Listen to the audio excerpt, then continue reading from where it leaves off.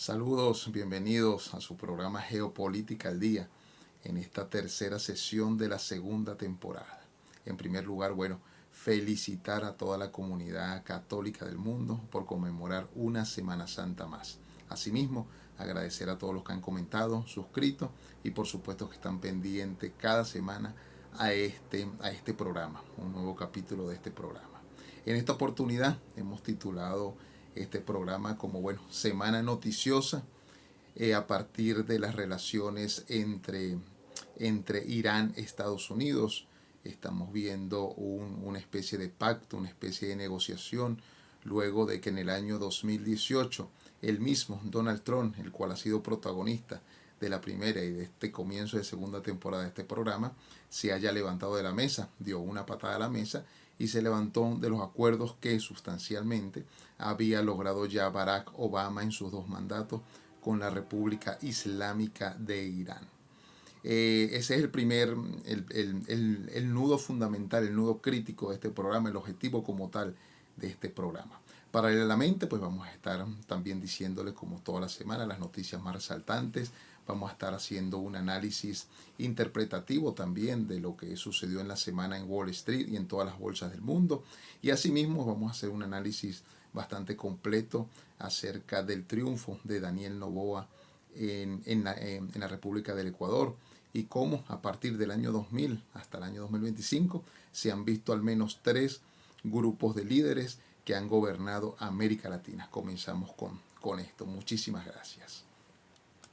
En el programa de hoy, temas claves estamos viendo en el mundo, estamos analizando, estamos viendo, estamos siendo testigos del avance de la inteligencia artificial, como lo hemos anunciado en todos los programas de Geopolítica al Día. Así tal como, paralelamente se van haciendo algunos planes también de cada una de las potencias mundiales, de cada uno de los grupos mundiales, de cada una de las ideologías también, porque la izquierda y la derecha no terminan de culminar sus formas, sus maneras, y también, a veces se convierten en híbridos para poder gobernar alguna nación del mundo. Y en este caso, en América Latina, se observa con más fuelle, digámoslo de esta manera, el quehacer político entre una ideología y otra. Así tal cual, algunos mandatarios de América Latina que han gobernado el continente o la región desde el año 2000, pues a cada uno ha dejado algo en su respectivo país. Hay una lucha económica, recordemos que ese es nuestro objetivo desde que comenzó este programa, decirles a ustedes que hay una lucha en este momento, una lucha económica, una lucha social, una lucha sociohistórica, socioeconómica, a partir, del nuevo paradigma, como es la economía digital, y el término del paradigma pasado, que era la economía tradicional. Así, el programa pasado pudimos nosotros analizar un poco más el término tecnofeudalismo, la cibersociedad, como una nueva forma o el nuevo paradigma que comienza ya a gobernar algunas potencias del mundo, tales como Estados Unidos, tales como China, que en este momento está en la lucha por convertirse en la primera potencia del mundo, y los Estados Unidos están en la lucha de no dejar que China se convierta en la primera potencia del mundo. Desde el mes de enero, cuando DeepSeek nació, comenzó entre China y los Estados Unidos una guerra comercial marcada. Y marcada por la inteligencia artificial, marcada por todas estas herramientas, todos estos instrumentos que utiliza la inteligencia artificial para tener vida en la Tierra. Es decir, todos estos prototipos de miniatura, así llamado por los especialistas, los chips, los nuevos chips de control de inteligencia artificial, pues la República Popular China los estaba produciendo. Incluso decíamos en este programa que China tiene pruebas de que Nvidia fue creado no solamente con capital dentro de China, sino también con mucha de la tecnología china del momento. En el mes de febrero ya Alibaba, en el mes de marzo Alibaba comienza también a hacer una especie de balance entre estos dos. Es así como China en este momento tiene más del 50% del mercado de la inteligencia artificial, no acaparado, sino en desarrollo, en evolución e innovación. Siendo así, China proponiéndose los primeros tres puntos esenciales como la inteligencia artificial, las energías verdes y por supuesto la ruta de la seda del siglo XXI, comienza a destacarse aún más su protagonismo no solamente en la región latinoamericana, dentro de los Estados Unidos, sino en el mundo. Entre la semana, bueno, supimos la noticia de que Canadá le estaba vendiendo a China en los últimos 2 meses aproximadamente el 90% de la producción petrolera canadiense va directamente a China, lo que comienza también a alarmar a los Estados Unidos porque si los aranceles, por un lado, están cimentando un nuevo protocolo económico, observamos también que ese protocolo económico no comienza definitivamente a tocar a China como ha querido hacer Donald Trump. Rolls-Royce, una de las compañías más históricas de los Estados Unidos que había mudado hacia China toda su compañía, parece que vuelve a los Estados Unidos, así como iPhone. Esto lo vamos a ir viendo semana tras semana para ver cómo va siendo esta competencia. Una competencia que de alguna forma comienza a ser un tipo juego, ¿no? En el mundo de las caricaturas, en el mundo de la burla, del chalequeo, como decimos aquí en Venezuela, comienza a ser Donald Trump una especie de protagonista dentro de los cómics. ¿Por qué? Bueno, porque comienza, recordemos, antes de su victoria electoral, analizando un análisis para China del 10%, que sería lo suficiente para que los dos países pues mantuvieran las relaciones, tal cual como las tuvo con Joe Biden, como las tuvo con Barack Obama y mucho antes, ¿no? Ahora, Donald Trump observa algo inusual en la política china, por supuesto, en la política de la ruta de la seda, en la cual, bueno, empieza a acaparar no solamente la parte económica comercial, sino también la económica cultural y, por supuesto, también la económica social, que es clave en cada una de las regiones del mundo. China tiene gran presencia en este momento en Europa. En África, China tiene ya 10 años invirtiendo dinero en algunos países de África con el fin de controlar las materias primas en esos países que abundan muchísimo y por supuesto a partir de allí una nueva forma de política, ¿no? Llamado, bueno, estos países emergentes, un llamado a los países BRIC como nueva forma, un nuevo control de poder económico en el mundo. De esto se dio cuenta Trump y por eso su ataque luego del 34, 84, 125 y al final 245% de aranceles a la República Popular China. China se detuvo en 134% hacia producto estadounidense en China, porque ya ha dicho que esto, bueno, se va a escapar de las manos, esto va a llevar a un punto donde ningún país del mundo está preparado, solo que China, por su amplia capacidad obrera, por supuesto, de mano de obra, recordemos que China tiene 400 millones de personas trabajando en la parte automotriz, industrial, manufacturera, textilera y de inteligencia artificial, científica, de investigación, y usted pare de contar en el mundo chino, en este momento que comienza a ser la principal potencia económica del mundo, ¿qué le podría afectar a China en este momento cuando comienza también a articular políticas para poder controlar y poder comerciar en otras zonas del mundo? Los Estados Unidos en este momento pues está sumido en una especie de crisis económica según algunos analistas. De Goldman Sachs fue uno de las citas que encontramos durante la semana, una de las investigaciones durante la semana. Y bueno, hay algunas cifras que ya comienzan a aparecer en rojo, cifras que con Joe Biden habían quedado bastante claras, habían quedado en positivo, incluso el crecimiento económico en términos económicos de Joe Biden, pues lo avalan como una especie de grupo político para el momento demócrata que gobernó los Estados Unidos desde el 20 al 24, pues por supuesto avalan ciertas formas de política, más que todo diplomática, en la cual, bueno, aunque mantuvo en riña con Rusia, los Estados Unidos mantuvo durante esos 4 años pues calmado todos los sectores a nivel mundial. La alarma se encendió una vez Donald Trump gana las presidencias en noviembre, toma la presidencia el 10 de enero y todas estas semanas que lo hemos estudiado, pues ha sido de un tira y encoge bastante interesante para el mundo político, en los que, bueno, en este momento su política también comienza a cimentar, comienza a ser parte de ese nuevo grupo, de ese grupo del nuevo orden mundial o mundialización, como ustedes los quieran llamar, o donde ustedes quieran colocar a personajes como Donald Trump, como Daniel Noboa, por ejemplo, que ganó en Ecuador, que vamos a estar también analizándolo el día de hoy. La Bolsa de Wall Street es una de las cosas que nosotros siempre estamos analizando al comienzo de este programa, y no solamente la Bolsa de Wall Street, hubo una especie de resumen de cada una de las bolsas donde encontramos algunos ganadores y encontramos algunos perdedores. Durante las últimas 2 semanas sabemos que la Bolsa de Wall Street había estado en cifras rojas. Los aranceles de Estados Unidos habían promovido una especie de crisis interna, una especie de crisis a nivel doméstico, como lo hablábamos la semana pasada, de economía doméstica.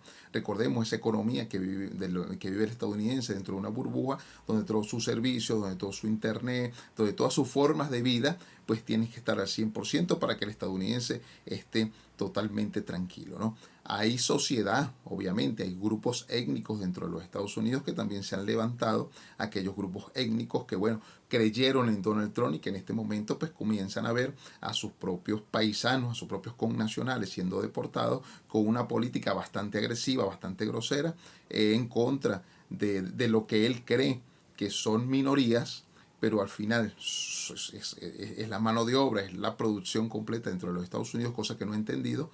Y también, bueno, algunas ejecuciones de leyes que unas han permitido y otras han negado que el TPS, por ejemplo, para los venezolanos se haya disuelto, se haya acabado, ¿no? Así es que, bueno, el ganador de la semana, una vez más, sigue siendo el oro.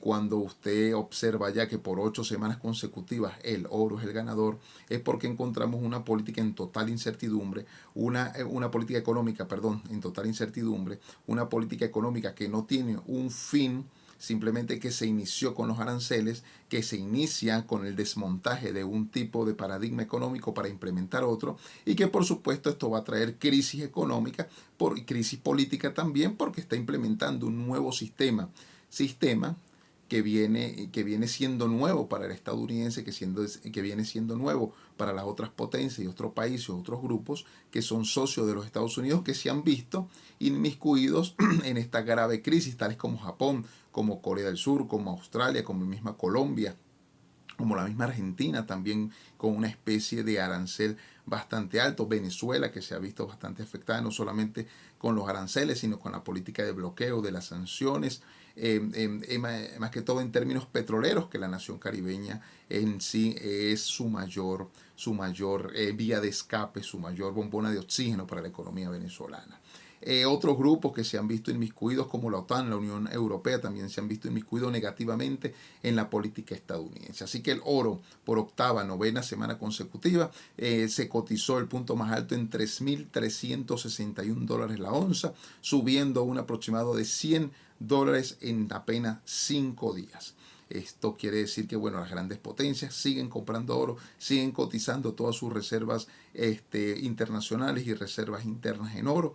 El criptoactivo se pensaba que podía ser una especie de activo refugio, pero el mundo, vuelvo y repito, no está preparado aún en un porcentaje bastante alto para considerar el Bitcoin como un activo refugio en el cual muchas personas puedan confiar y empezar a comprar Bitcoin para poder resguardar su capital. Muchas personas lo han hecho, por supuesto que sí, pero paralelamente a ellas también utilizan activos refugio como el oro y la plata para poder mantener sus inversiones. Hay ya 60 históricos en 13 meses. 60 veces ha roto los techos el oro en los últimos 13 meses. Los que para los traders saben de lo que les estoy hablando. Han ganado muchísimo dinero comprando oro. Hay una política de incertidumbre. ¿Podría continuar la política de incertidumbre? Por supuesto que sí. A partir de 3 cosas fundamentales. La primera es si se reactiva la guerra entre Rusia y Ucrania, si se reactiva la guerra entre Israel y el Hamas, y por supuesto el protagonismo en este momento que tiene Irán, no solamente en el estrecho de Hormuz, sino en todo Medio Oriente, a partir de 2 hechos esenciales. El primero, el cese de sanciones que por más de 45 años ha tenido la nación islámica y por supuesto que se le deje vender petróleo abiertamente al mundo. Para ello, en Roma se han constituido algunas mesas de diálogo que pronto, un poco más adelante, vamos a estar conversando. El Bitcoin aumentó, por supuesto que sí, tuvo una caída feroz a principios de semana, pero ya a finales de semana se cotizó en los 84.739 dólares cada criptoactivo, lo que aumenta también, una de las razones por la que aumenta fue, recuerden que Donald Trump firmó un acuerdo, una forma de inversión de criptoactivos dentro de los Estados Unidos y también dentro de esta política de incertidumbre, como lo dije anteriormente, muchas personas son también las que creen fielmente, que tienen confianza, que es la principal, que es el hecho fundamental de un criptoactivo, de una tendencia, de una moda, recordemos esto, de una moneda, de una economía, que es la confianza del ciudadano. Si el ciudadano tiene confianza, pues por supuesto esa economía va a crecer, o en este caso el Bitcoin pues va a aumentar como aumentó a 84.379 dólares por Bitcoin. El Ethereum se ha mantenido. Muchos pensamos hace algunas 5 o 6 semanas que Ethereum incluso debía cambiar de nombre porque la confianza la había perdido. Ethereum ha perdido más del 50% de su valor en las últimas 5 semanas, cuando estaba cotizando ya en $13,000. Cotizó esta semana en $1,576, lo que respalda ese 50% de caída abrupta en valor, en confianza, en seguridad que ha tenido Ethereum, pero está ahí con ganas de invertir, con ganas, con nuevas formas en blockchain, con nuevas formas de bloque de cadena, con nuevas formas de algoritmo para poder proteger el Bitcoin, el criptoactivo, y que yo tenga confianza de poder adquirirlo. Ojo, que luego de lo que sucedió hace 5 semanas con el hackeo, y la pérdida de aproximadamente 1.500 millones de dólares, muchas han sido las personas que han tenido que vender grandes cantidades de Ethereum que tenían dentro de este mundo criptoactivo. El S&P 500 fue uno de los 3 índices más importantes de los Estados Unidos que aumentó. Recordemos que el Nasdaq y el Dow Jones siguen en caída libre. El S&P 500 se mantuvo, es más, tuvo un 7% de aumento en sus principales rubros en las primeras 48 horas de la semana, lo que respaldó un poco el cese de los aranceles por 90 días como política de Donald Trump. Recordemos que es una política, aparte que de ser agresiva, parece una política que también siente él y su grupo con el que gobierna. Él solamente obedece órdenes, que tiene que ser a las malas o tiene que ser de forma rápida, y mantuvo por 90 días para ver cómo va a actuar el mundo. En estos 90 días Estados Unidos espera que cada uno de los 186 países a los que condujo en estos aranceles, pues pueda haber alguna negociación que pueda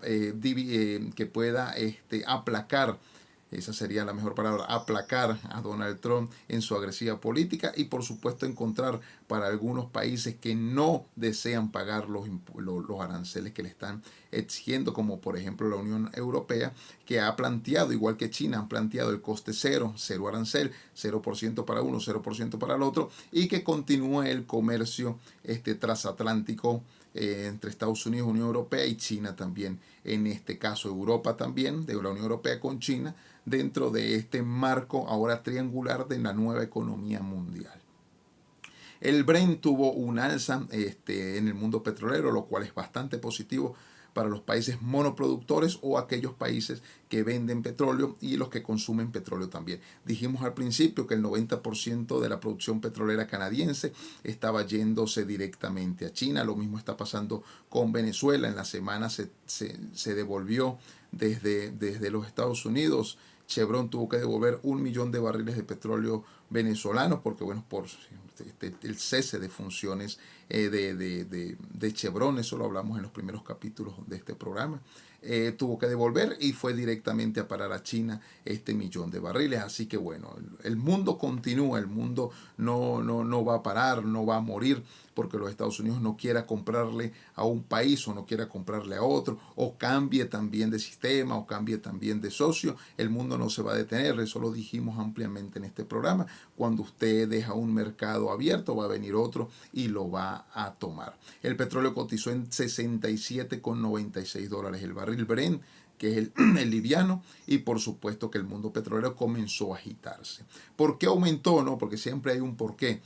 A partir de, bueno, tres hechos esenciales. El primero es la alarma de Ucrania-Rusia, que bueno, por estos días mantuvo una especie de cese al fuego, que es quizás se reactive el día de mañana y que el petróleo pueda aumentar un poco más. Se esperan precios del petróleo entre los 69 y los $71 al final de la próxima semana, o de esta semana que comienza a partir de hoy.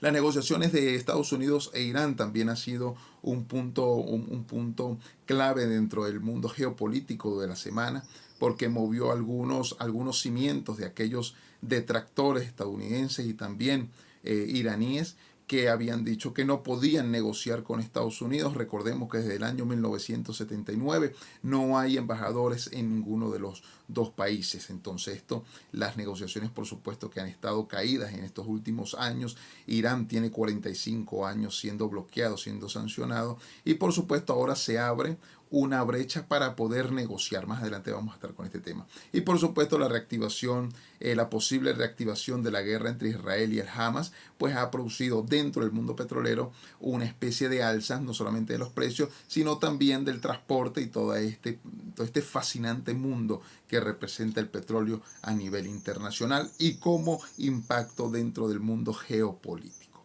Recordemos y repasamos por tercera vez en estos programas el impacto que ha tenido, que puede tener los aranceles de Donald Trump o los aranceles de la política estadounidense en este momento, porque hay algunos mercados que comienzan a moverse paralelamente o también, bueno, a diferenciar también ahora entre la política estadounidense y la política de grandes grupos, como por ejemplo la Unión Europea, el Reino Unido, establecemos la Unión Asia-Pacífico y la relación también que puede haber, la relación sur-sur o la relación que puede haber entre América Latina y África. Comienza el mundo también a moverse, a empezar a buscar otros socios comerciales a partir, bueno, de un desenfrenado ascenso de estos aranceles, no solamente como motivo político, económico para ganar para crear dividendos dentro de los Estados Unidos, sino también para abaratar los costos, ¿no? Algunas potencias no han querido en este momento llevar aluminio, por ejemplo, nuevamente como materia prima a los Estados Unidos, sino simplemente han estado buscando mercados emergentes que puedan ellos comprar ese aluminio y pueda ser tratado y por supuesto llevado en sí con un tercero a los Estados Unidos. El mundo comienza a hacer esto, el mundo geopolítico comienza también a moverse, a crear, a innovar una nueva forma de relaciones internacionales. Esto es causa principal, por supuesto, de la política estadounidense. Las caídas de los precios, recordemos que hace 2 semanas algunos precios de algunos rubros habían caído y particularmente esta semana han tenido una alza bastante considerable, con expectativas bastante buenas para el próximo trimestre, lo que es todo marzo, abril y mayo, abril, mayo, junio, para poder establecer nuevas ganancias en importación y por supuesto en exportación. Las negociaciones, a este punto yo quería, bueno, tratarlo porque hay un punto clave que fue bastante movido, noticioso en las redes sociales, en el mundo mediático, que fue la reunión en Roma entre Irán y los Estados Unidos, entre Steve Witkoff y Abbas Araki, que fueron los dos escogidos por sus respectivos países para dialogar. Lo principal es el pacto nuclear. El pacto nuclear, recordemos, lo repetimos, lo dijimos aquí al principio, pacto nuclear del que Donald Trump se levantó en el año 2018 y dejó en veremos todo lo que ha sucedido desde el 18 hasta el 25, 7 años sin que se sentaran las potencias a dialogar con esto. Esta es la primera reunión. La primera reunión viene entre Estados Unidos y la República Islámica de Irán, para hablar sobre el pacto nuclear. Pronto la Unión Europea, Naciones Unidas, Alemania y algunos otros socios pues van a sentarse para firmar por fin el pacto nuclear. ¿De qué se trata el pacto nuclear esta vez, no? Porque el pacto nuclear se ha establecido ya, con esta la cuarta vez que se ha establecido un pacto nuclear desde el año 1979 y no han podido todavía ponerse de acuerdo. ¿Cuál es el miedo del mundo? El enriquecimiento de uranio por parte de Irán. Recordemos que Irán tiene la mayor reserva de uranio del mundo, por lo tanto, pues desde el punto de vista geopolítico es un enclave geopolítico, no solamente para su región que está en Medio Oriente, sino también para el mundo.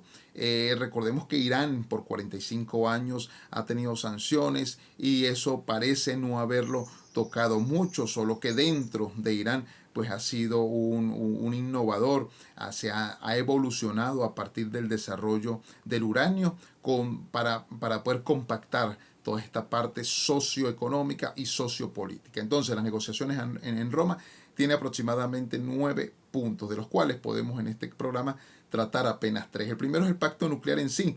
Se necesita firmar un pacto nuclear para poder que Irán no enriquezca más uranio, porque el mundo estaría en una especie de pronta guerra, ¿no? Un conflicto prebélico sería en este caso llamar el enriquecimiento ilícito para los Estados Unidos, para Naciones Unidas por parte de Irán, lo cual es necesario un pacto nuclear por el bien del mundo. El segundo es la eliminación de las sanciones en esos 9 puntos que ha marcado Abbas Arakin, que es uno de los embajadores de Irán en el mundo, el ministro de Relaciones Internacionales, Relaciones Exteriores para otros países.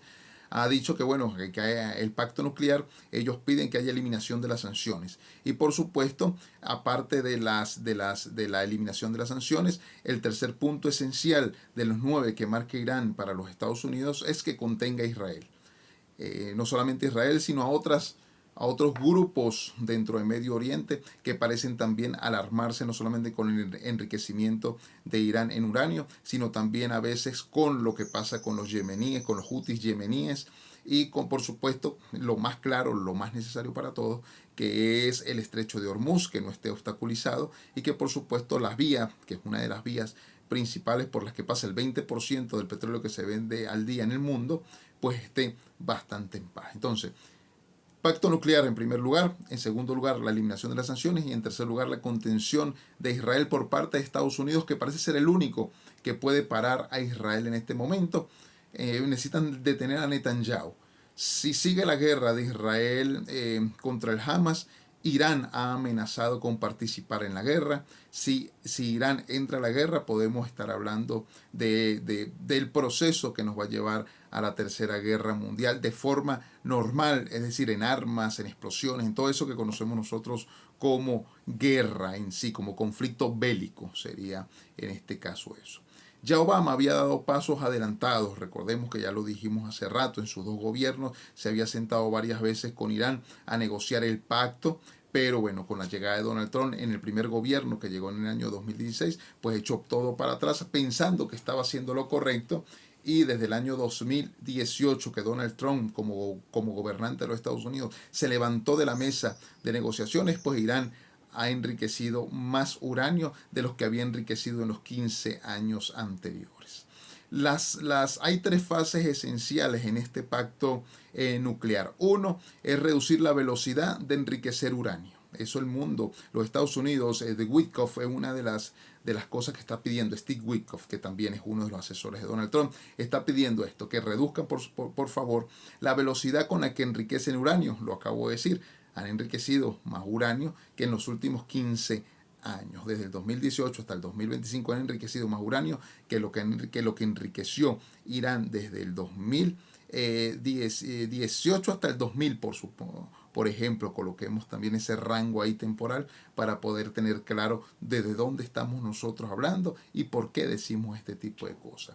Irán, a partir de este pacto, va a autorizar, esto es una cosa histórica, autoriza inspecciones técnicas por parte de las Naciones Unidas, es decir, que las Naciones Unidas vayan a las compañías y al protocolo internacional que hay para el enriquecimiento de uranio y también, bueno, esté en esa relación entre una organización y un país con respecto a este tema que a todo el mundo pues compete.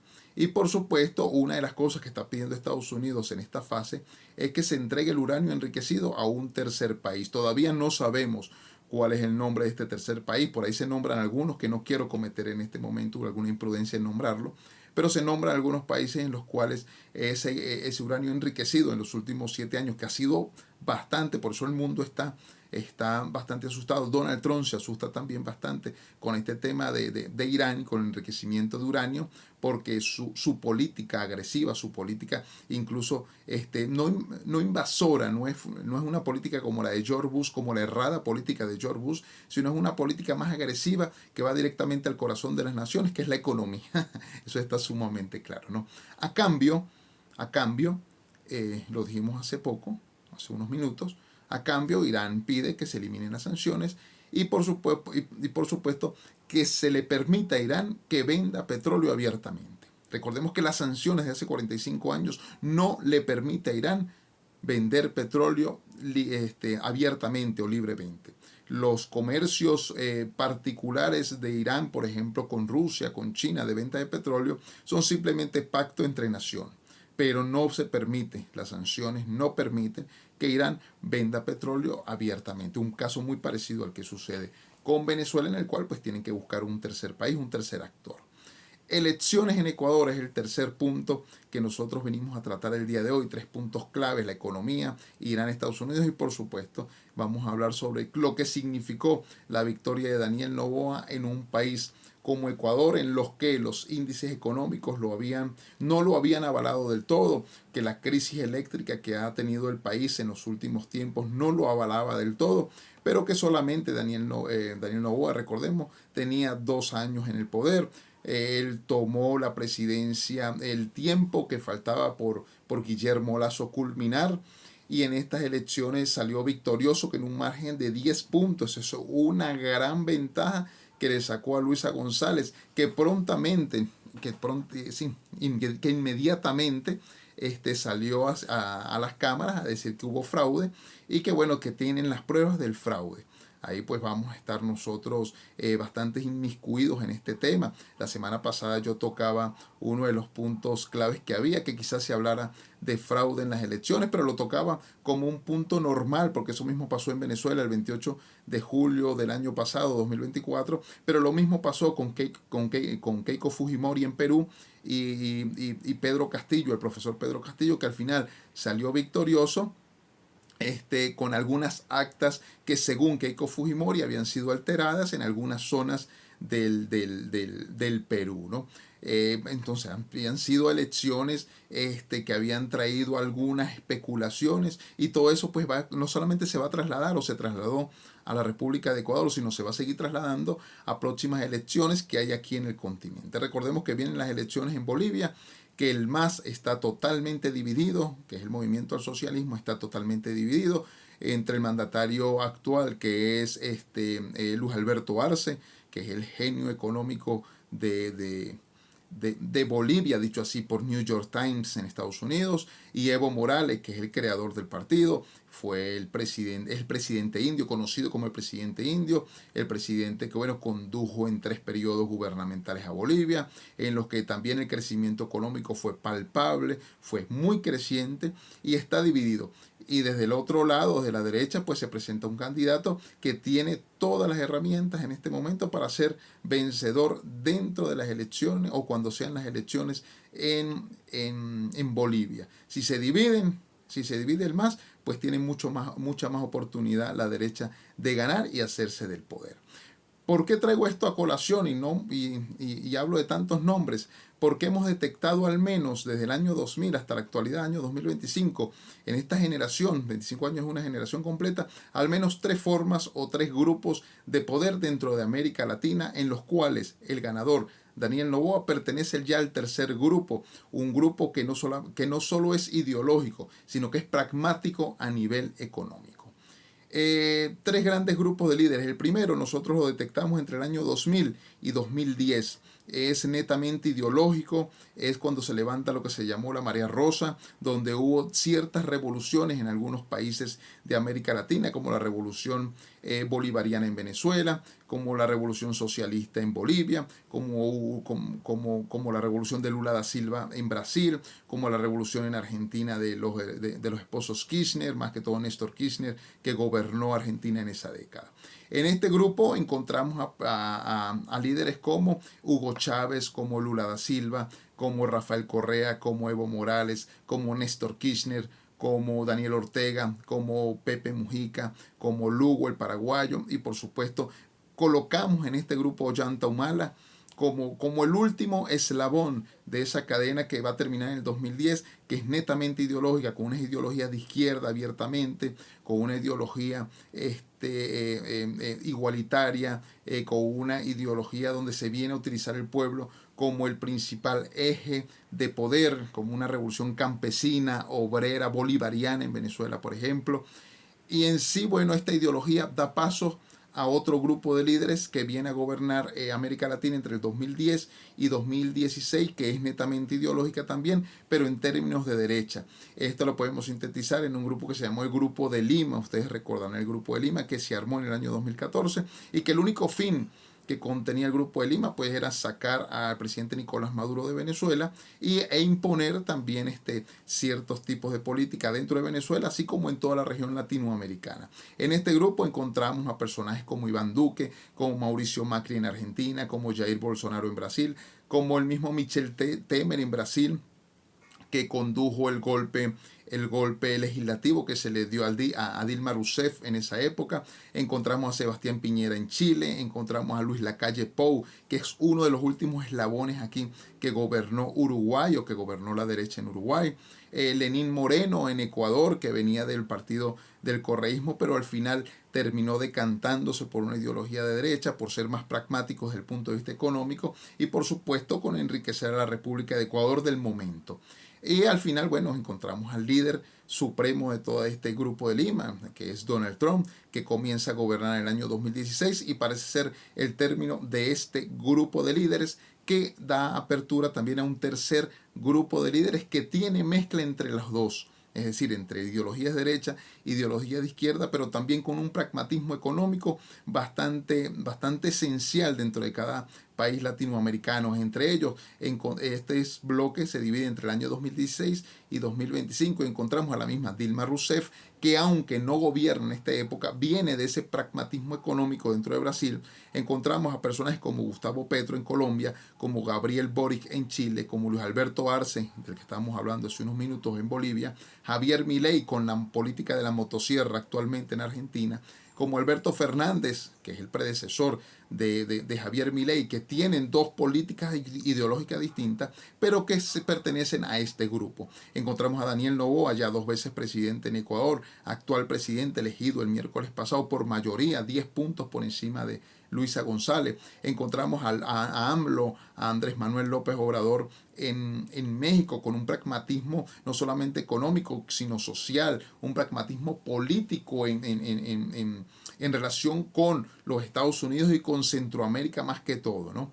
Encontramos también ahí a Yanine Áñez dentro de Perú. Recordemos que, bueno, gobernó poco. Perú no, perdón, en Bolivia. Ella estuvo dentro del golpe de Estado que se le dio a Evo Morales y por supuesto tomó el poder allí con términos muy económicos dentro de Bolivia. Claudia Sheinbaum, que en este momento es la presidenta de México, también viene del partido de AMLO, pero que también tienen cierta manera de ver la economía. Encontramos al presidente de Venezuela, Nicolás Maduro, dentro de este grupo y vemos que no solamente desde que está gobernando desde el año 2014, sino en 2013, perdón, sino que encontramos a partir del año 2014 ciertas formas o maneras para tratar de salir un poco de esa ideología de izquierda y ser un poco más pragmático dentro de la nación caribeña, proponiendo aspectos en la economía que vienen también del neoliberalismo, como por supuesto la liberación del dólar, el anclaje, todas estas políticas que también son desde el punto de vista innovadoras o que fueron innovadoras en los años 90 en algunos países que dieron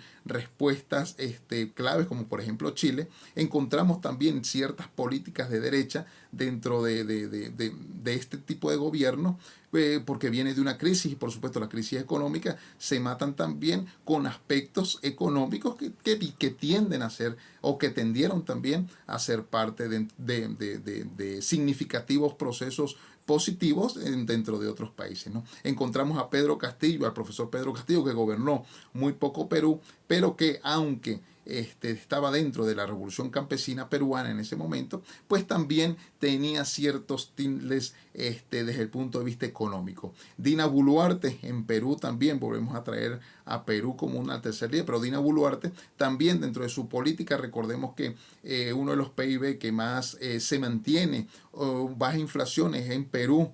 Tiene aproximadamente 12 años con precios muy estables, con economía muy estable, y eso tiene que ver pues con las políticas económicas que hay en un país en crisis como Venezuela, donde todos los días tenemos precios distintos, tanto en dólares como en bolívares, como la inflación o la hiperinflación que atacó, la crisis económica, desabastecimiento, escasez.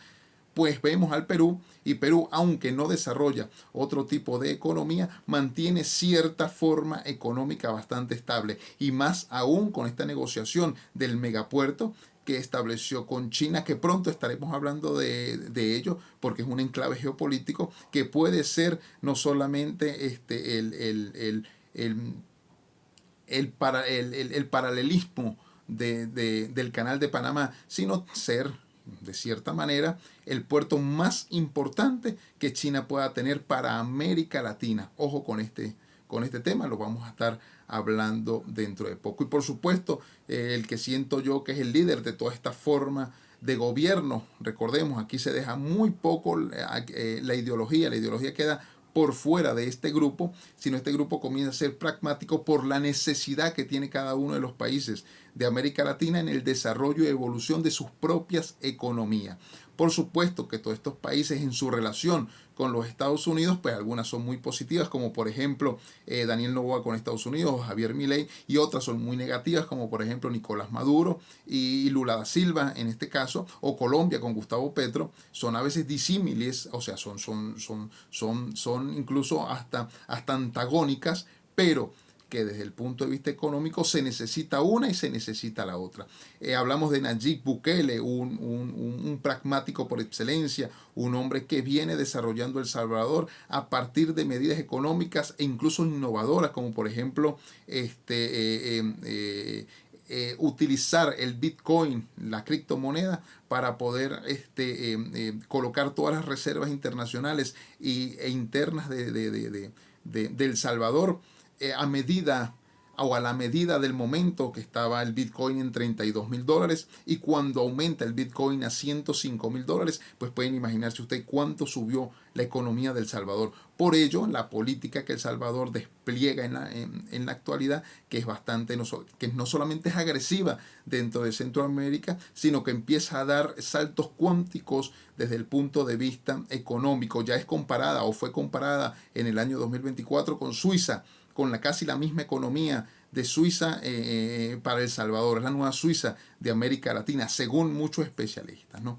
Estos temas, bueno, que siempre nosotros conversamos aquí, son ampliamente analizados durante la semana. Algunas cosas quedan por decirse por motivos de tiempo, pues lo estamos diciendo siempre por las redes sociales. Estamos bastante conscientes del momento que estamos viviendo y por supuesto del cambio de paradigma que el mundo está viviendo. Bueno, me despido. Este ha sido su tercer programa, de esta segunda temporada, que comenzó con mucha más información, con mucho más análisis y por supuesto con mucha mejor interpretación. Así que bueno, me despido. Que estén muy bien. Cuídense. Feliz domingo. Feliz inicio de semana.